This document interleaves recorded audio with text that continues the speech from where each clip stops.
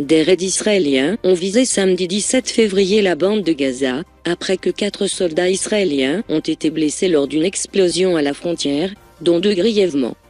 Le Premier ministre israélien Benjamin Netanyahou, en déplacement en Allemagne pour la conférence annuelle de Munich sur la sécurité, a qualifié l'incident de « grave ».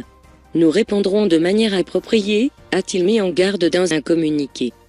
L'explosion n'a pas été immédiatement revendiquée, mais l'armée israélienne a accusé le Hamas d'être responsable de l'incident et a répliqué immédiatement. Un tank israélien a pris pour cible un poste d'observation à l'intérieur de la bande de Gaza. Selon des sources de sécurité palestiniennes, le tir israélien s'est abattu à l'est de Khan Younes, dans le sud de la bande de Gaza, et n'a pas fait de blessés. Des raids aériens ont aussi été menés contre plusieurs du mouvement islamiste, à l'est de la ville de Gaza, sans faire de victimes selon les sources palestiniennes.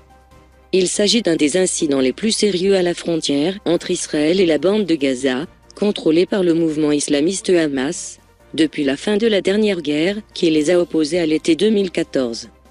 Israël et le Hamas observent un cessez-le-feu fragile depuis la fin de la guerre de 2014, la troisième dans la bande de Gaza depuis que le mouvement islamiste y a pris le pouvoir en 2007.